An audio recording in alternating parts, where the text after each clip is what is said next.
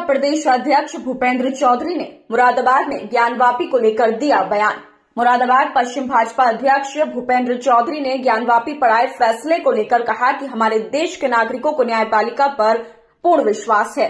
India गठबंधन को लेकर पूछे गए सवाल पर भाजपा प्रदेश अध्यक्ष ने कहा कि ये इनका आपसी वैचारिक समन्वय नहीं है। शफीकुर रहमान वर्ग को लेकर पूछ रहे सवाल पर प्रदेश अध्यक्ष ने कहा कि अब इस पर वहां की जनता निर्णय करेगी। सपा की लिस्ट जारी होने को लेकर पूछे गए सवाल पर कहा कि ये निश्चित रूप से परिवारवादी लोग हैं। मुरादाबाद से स्टार न्यूज भारत के लिए ब्यूरो रिपोर्ट। अभी ज्ञानवापी को लेकर के एक बड़ा फैसला अभी आया है और जो हिंदू पक्ष है उसको पूजा करने का अधिकार मिल गया है, क्या कहते हैं? हमारे यहाँ सभी देश के नागरिकों को देश की न्यायपालिका पर पूर्ण विश्वास है और हम सबको धैर्य रखना चाहिए और जो भी न्यायालय का निर्णय हो हम सब लोग उसे स्वीकार करेंगे। सर, न्यायालय ने हिंदू पक्ष को पूजा करने का अधिकार दिया है ज्ञानवापी मस्जिद में, तो एक बड़ी जीत मान रहे हैं? नहीं, मैं इस रूप में इसे देखता हूँ कि हमारे देश के 140 करोड़ लोगों का अपने देश की न्यायपालिका में पूर्ण विश्वास है और हमें धैर्य रखना चाहिए। जो भी न्यायालय का निर्णय है हम उसका स्वागत करते हैं। अच्छा सर, समाजवादी पार्टी ने उत्तर प्रदेश में अपने 16 प्रत्याशियों की लिस्ट जारी कर दी है। भारतीय जनता पार्टी किस तैयारी में है, कब तक उम्मीद की जाएगी? नहीं, हम लोग हमेशा लगातार एक चुनाव बीतने के बाद हमारी पूरी तैयारी अगले चुनाव को लेकर, पूरी पार्टी संगठन का स्ट्रक्चर हमारा और हमारे सभी कार्यकर्ता लगातार चुनाव की तैयारी में रहते हैं। हम अपने संगठन स्तर पर पूरी तैयारी हमारी है और जब भी पार्टी प्रत्याशी घोषित करेगी हम मोदी जी के नेतृत्व में अपना पूरा रिपोर्ट कार्ड लेकर, अपना काम का पूरा लेखा जोखा लेकर जनता के बीच में जाएंगे। अच्छा, ये सवाल था मेरा। सपा ने 94 साल के व्यक्ति को, मैं भट्ट साहब की बात कर रहा हूँ, फिर से कैंडिडेट बना दिया है, घोषित कर दिया। क्या कहेंगे 94 साल के व्यक्ति के लिए? नहीं, अब इस पर मैं क्या टिप्पणी कर सकता हूँ, ये तो अब वहाँ की जनता को निर्णय करना है। इंडिया गठबंधन अखिलेश यादव की तरफ से अभी एक ट्वीट आया है, कार्यवाहक जो डीजीपी बनाए गए हैं प्रशांत कुमार, इसको लेकर वो कह रहे हैं कि कहीं ना कहीं सरकार, अब जनता जो है ये पूछ रही कार्यवाहक ही क्यों दे रहे हैं, क्या साठगांठ है अपराधियों से या दिल्ली लखनऊ की लड़ाई है? नहीं, ये सरकार की एक व्यवस्था है और अभी डीजीपी रिटायरमेंट हुए हैं, रिटायरमेंट हुआ उनका और सरकार ने किसी को कार्यभार ग्रहण किया है और मुझे विश्वास है जो भी उसकी प्रक्रिया होगी हम सब लोग मतलब सरकार उसे पूरा करेगी। इंडिया गठबंधन में जिस तरह से फूट पड़ी हुई है, उसकी हालत को देख करके क्या कहना चाहिए?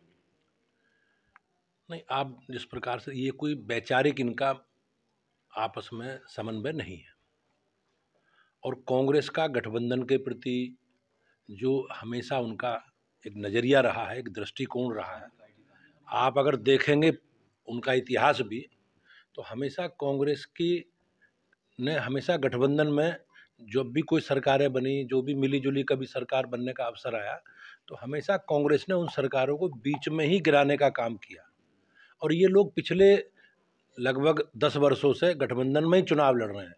लेकिन चुनाव के बाद गठबंधन कहाँ जाता है, ये लोग क्या करते हैं, तो ये केवल चुनावी गठबंधन है, चुनाव के लिए गठबंधन है, अपने परिवार को बचाने के लिए गठबंधन है और जो अनैतिक काम किए, एक भाई भतीजे के आधार पर इन्होंने जो पूरा एक भ्रष्टाचार किया है, उसको बचाने का गठबंधन है।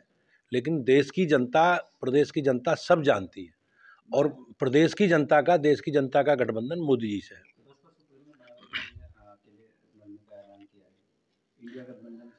नहीं, निश्चित रूप से मायावती जी एक प्रदेश की, देश की एक बड़ी नेता हैं और वो 3 बार राज्य की मुख्यमंत्री रही हैं, तो निश्चित रूप से उन्हें अपने बारे में निर्णय करने का, उन्होंने सोच समझ के निर्णय किया होगा। ईडी की जांच पर सवाल उठाए जा रहे हैं। मुझे ऐसा लगता है, आप लोग देखते होंगे, अब जब लालू यादव जी जब पहली बार चारा घोटाले में गिरफ्तार हुए तो उस समय किसकी सरकार थी? ये झारखंड मुक्ति मोर्चा के सांसदों के खिलाफ, शिबू सोरेन जी के खिलाफ जिस प्रकार से मुकदमे दर्ज हुए, ये लोग जेल गए, तब किसकी सरकार थी? उत्तराखंड में यूसीसी लाने की तैयारी है सर, यूपी को लेकर के क्या कहना है? ये अब इसका जवाब तो सरकार से जुड़े लोग बता सकते हैं, लेकिन उत्तराखंड ने इसकी तैयारी की है। उन्होंने एक समिति बनाकर इसकी रिपोर्ट उन्होंने कलेक्ट की है। उत्तर प्रदेश भी सरकार को निर्णय करना है। अध्यक्ष जी, सर एक आखिरी सवाल मेरी तरफ से बस ये है कि ये शांतनु ठाकुर जो केंद्रीय मंत्री है, उन्होंने सीएए को लेकर के एक बयान दिया था पश्चिम बंगाल से कि 7 दिन में लागू हो जाएगा, 3 दिन निकल चुके हैं, किस तरह से देखते हैं? ये निर्णय सरकार को करना है और सरकार के लोग ही इस पर कुछ अधिकृत बातचीत कह सकते हैं। अध्यक्ष जी, जो सपा की लिस्ट जारी हुई है नॉमिनेशन उसके लिए, उसमें 3 परिवार के लोग हैं, क्या कहेंगे? नहीं, निश्चित 16 लोगों में 3 परिवार। निश्चित रूप से ये लोग परिवारवादी लोग हैं और ये हमारे देश के लिए सबसे घातक पक्ष है, क्योंकि इन परिवारवादी दलों ने हमेशा अपने परिवार को प्राथमिकता में रखा है। देश के विकास के प्रति कहीं ये लोग गंभीर नहीं है, ये अपने परिवार को और अपनी विरासत को बचाने के लिए गंभीर है।